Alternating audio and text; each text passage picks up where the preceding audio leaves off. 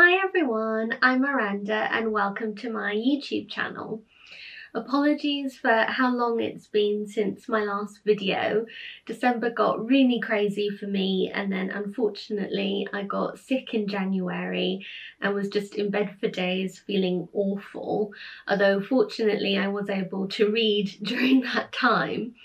So I thought in my little comeback video today, I would tell you about some of the books that I've been reading recently that I've really enjoyed. First of all, this was a reread for me. It's D.E. Stevenson's Mrs. Tim of the Regiment, and it's the first in her series of Mrs. Tim books. D.E. Stevenson is one of my favourite Scottish writers. She wrote a lot in the interwar period, which is one of my very favourite periods to read about and also to read authors from that time. And this book is written in diary format. It actually starts on January 1st. So that's why I thought it was really appropriate to reread it in January. It's based a lot on D.E. Stevenson's own life. She started out just sort of writing about what it was like to be the wife of an army officer for a friend of hers, and her friend said, "This is brilliant, you must actually write this as a proper book." So D.E. Stevenson did, and her Mrs. Tim series turned out to be really, really popular. But the style is very much like The Diary of a Provincial Lady by E.M. Delafield, which is another of my very favourite books. This is really humorous, just like Diary of a Provincial Lady. The main character, Hester, who is based on D.E. Stevenson herself, is really charming, really witty. I don't think it's quite as funny as Diary of a Provincial Lady, which just has me laughing all the time, but it still is a really entertaining, light-hearted read, and it's the perfect sort of hot water bottle and duvet kind of read. So I highly recommend this one.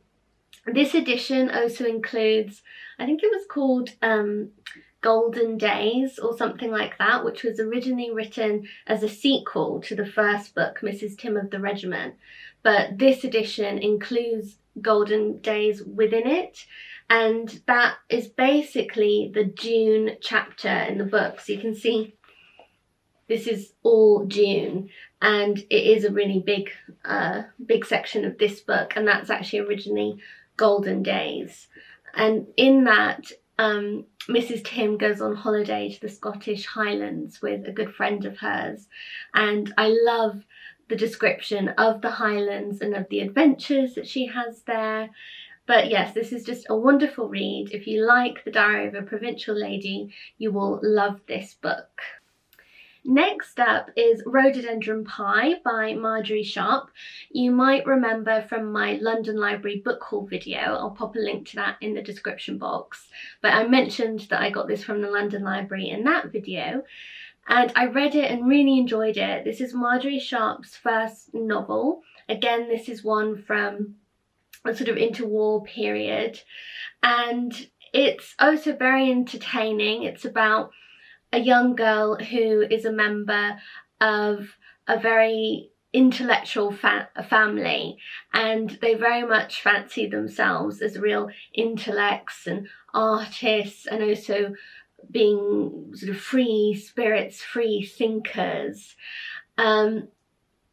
It's a bit of a parody on the sort of Bloomsbury group and intellectuals of the time in some ways, I feel. But Anne, the heroine in this book, is very much not like that. She always feels that she's the stupid one in her family, and she enjoys life's simple pleasures a lot more than her family members do. She falls in love with a young man who works in a bank, which she knows her family would not approve of at all. If she wanted to marry an artist or a writer or someone like that, they would be happy, but not anything as mundane as someone working in a bank. It's really a coming of age story about Anne. She has to realise what is really important to her, who she really is, and take a stand against her family. But there are definitely some darker undertones to this book as well. The father figure is not very pleasant in many ways. He's shown as a very selfish person, and there are hints that he's got a bad drinking habit in the book. So all of this pseudo-intellectual lifestyle masks some much deeper anxieties within the family, and Margery Sharp does touch on that a bit, which makes this a more interesting book than it first appears to be. Having said that, I think you can still tell it's her first novel. It's not her best, but it still was a really, really good read. I enjoyed this one a lot too. Okay, next is Dinner with Edward by Isabel Vincent. I started this in December and then I finished it in January. For some reason I was convinced that this was fiction when I first picked it up, and then whilst I was reading it I realised it's actually a memoir, which actually makes the story even more charming because it's about Isabel Vincent's friendship with a man in his 90s. He's the father of one of her best friends and he has recently been widowed. Isabel herself is going through a very difficult situation in her marriage. She gets divorced within the book, so she's struggling with her own kind of grief over a relationship ending and her marriage not working out. And she befriends Edward. She starts going over to his flat at first to sort of check on him for her friend, but Edward is such a charming man and he makes the most wonderful meals for her whenever she comes over and offers such marvellous advice on love and on life. And he's just one of those really warm-hearted, generous sorts of people who collects friends around him. And he really encourages her to find happiness in her own life. She also discovers a real love for food, and through just human bonds and connection and the joys that you have in the joys you can find in inviting friends over for a meal and how that can really enrich your life. Each chapter starts out with a little menu of what Edward has made for her when she goes for dinner with him. And it's just a really sweet, lovely read, and is all the more special because it is actually based on a true story and a true friendship. I think this would make a lovely Valentine's read coming up for February, because it's about all sorts of different kinds of love. So yeah, this is one I really, really recommend. Okay, and this is a non-fiction book as well, On Truffle Sands by Laura Cumming. It says, My Mother and Other Missing Persons. This is a kind of biography of Laura Cumming's mother. And I was really excited to read this because I'd heard very good things about it, but I didn't really know what to expect. I didn't want to find out too much about it before I read it. And I don't want to give anything away because I think this is one that's really important to come to without a lot of expectations and to just let the story unfold for you, because it's very deliberately revealed throughout the book. I think Laura Cummings does a brilliant job of telling her mother's story and keeping the suspense going all through this book. But essentially it's about her mother's rather extraordinary childhood. Her mother was kidnapped off of the beach in Lincolnshire, and she went missing for a few days before she was found.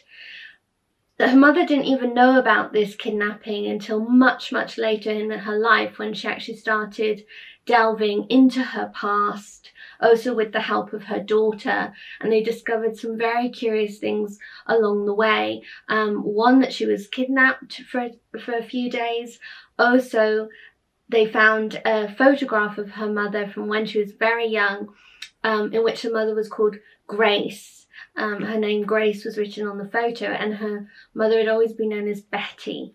So there's this mystery as to why she had a different name when she was very little, why she was kidnapped, what the real history was to her life, and also her relationship to her father and her mother, but especially her father, and how that all comes into play. Laura Cumming's mother went on to become an artist. Laura Cumming herself is very interested in art, so there's also a lot about looking at things from an artistic viewpoint. I think that's why there's a lot of attention paid to details in photographs and family photographs, also in the type of artwork her mother created and what inspired her mother.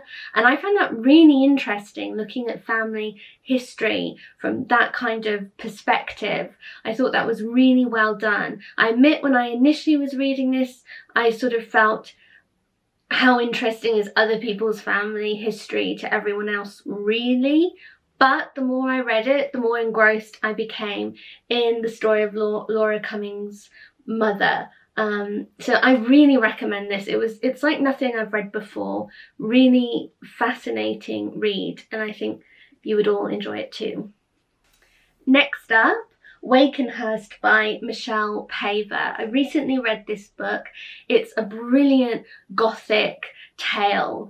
It's set in the Fenlands, and the landscape is like another character in the novel. The Fens are seen to be this sort of, in some ways, quite creepy, dangerous place that's sort of filled with eels. And is a place where people can go missing or can be drowned, but it's also shown as a haven and a sort of beautiful natural environment. Wakin Hurst is set in the early Edwardian period. It follows the story of, I've forgotten her name, Maud, and at the start of the book, at the very beginning, you realise that Maud's father has gone out one day and committed a murder. So that's the start of the book. And then you go back in time and you find out what circumstances led to that killing. It's a sort of fascinating exploration of Maud's relationship with her father. She finds his private diary and starts reading it when she's a young girl, and it completely changes her idea of him, and how they live together in this sort of big house in the countryside, how she navigates her relationship with him, and how things just start to crumble.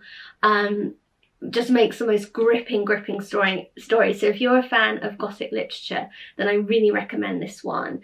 Definitely one of my favourites from that genre to date. Another brilliant January read is The Glovemaker by Anne Weisgarber. I hope that's how you say her name, I'm not quite sure. But this book is set mainly in January, so it's a great one to read this month. It's set in 1888 in the Utah Territory, in like canyon countryside, and it tells the story of Deborah.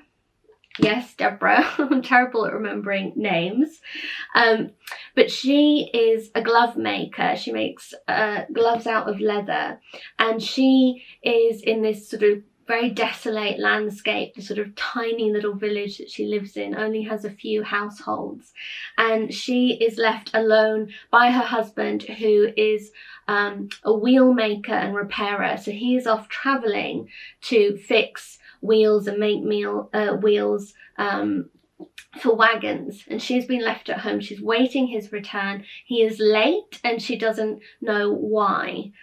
So one night there's a knock on her door and a strange man appears, and for reasons that become clear in the book, she agrees to help him and to hide him for a Night. This is about the Mormon settlers in that area. It's based partially on a true story and true facts, and a real place that Anne visited, and she became really fascinated by the history, and this sort of book came out of that research. It's a really good read. It's not very long. I read this very quickly, but I really loved the story of Deborah, who is shown to be such a strong woman. There's a bit of romance that runs in it as well, but it also just shows the hardships of life at that time and how brave you had to be and how frightening it was to be a woman on your own.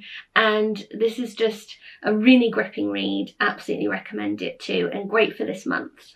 I also read Random Commentary by Dorothy Whipple. I spoke about this in my London Library Book Haul video too.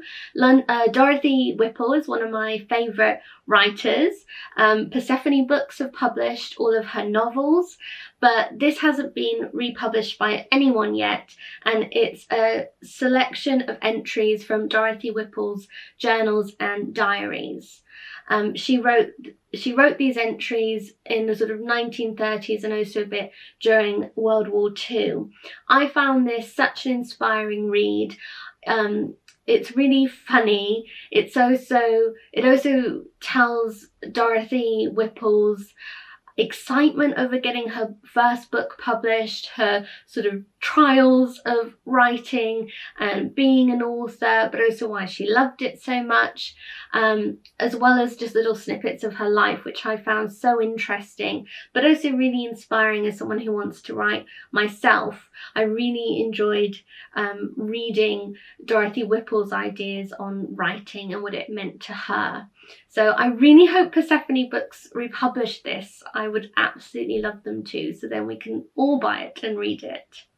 Okay, next I wanted to share a couple of books that I'm featuring on my podcast Tea and Tattle this month.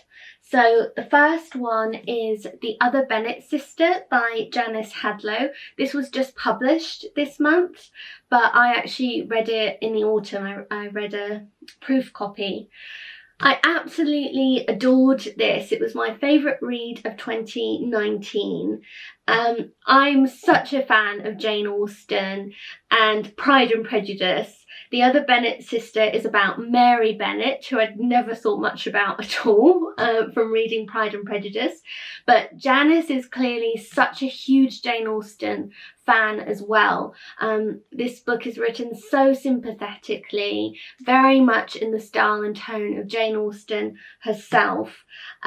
It's set slightly before the start of Pride and Prejudice, also a bit during the events that happen in Pride and Prejudice, and then a lot of Mary's story is told after the time frame in which Pride and Prejudice ends. So a lot of it goes on after Elizabeth is married to Mr. Darcy, and what happens to Mary. And Janice Hadlow just did such a good job at explaining how Mary became the character that we find in Pride and Prejudice. She then goes on to imagine Mary's future, and she makes a proper heroine out of Mary, which I think is quite a feat, but it's so believable the way that she writes it. This book really has you rooting for Mary Bennet, and she finds such happiness at the end, which I think is wonderful. You also get to hear of other favourite characters like Mr. and Mrs. Collins and Lady Catherine de Bourgh and the Gardeners, which is really lovely. I love learning more about those characters from Pride and Prejudice and how Janice has imagined them. Miss Bingley has a starring role too. But yes, if you love Pride and Prejudice, you would really enjoy this book, so I really recommend it. And then the other book that is going to be featured this week on Tea and Tattle podcast, I'll put a link to the podcast in the description box for this video, so you can check out both these interviews. This is Erenison Okoje's Nudibranch. This is a collection of short stories, which I was really interested to read. I don't read a lot of short stories. I want to read more. And I was really, really pleased to read this collection. Honestly, it's like nothing I have read before. I said to Irenison in my interview with her, your stories remind me of Dorothea Tanning's paintings. Dorothea Tanning was a surrealist painter, and Irenison is an incredible writer. She dabbles a lot in magic realism. There's a big element of the surreal to her writing, but she conjures such incredible images with her words. Some of the short stories are very, very short, like some are only really the length of a poem. And Irenison loves poetry, which I think really comes through in this collection, both in the form of some of the stories, but also in her very lyrical style of writing. There's a great order, I feel, to the stories too. They are meant to be read in a particular order. So the symbolism kind of builds up in the book as you read through it, and you start making all these connections between the stories. The real themes are on sort of womanhood, what it means to be a woman, on transformation, on reinvention, on rebirth. Also, there's a lot about language and different cultures. It's a really, really fascinating read that very much stays with you. And it's one, if you like short stories, or you want to be maybe challenged and to read something in a very different style of writing than you might be used to, then I would absolutely recommend this book. It will definitely stay with you. Okay, but those are all of the books that I've been really enjoying recently. I admit I've actually left out sort of books I've been listening to on Audible, but to be honest, it's been mainly either Agatha Christie mysteries or Jane Austen's books, because I listen to those over and over and over again. They're my favourite Audible listens. But I hope you found this video inspiring. I hope you found some books that you might like to read. Let me know if any of these do sound appealing to you, and let me know what you've been reading recently. If you have any recommendations for me, I'd love to hear them. But thanks so much for watching. Do give this video a thumbs up if you enjoyed it, and subscribe to my channel, and I'll see you again very soon in the next video. Bye!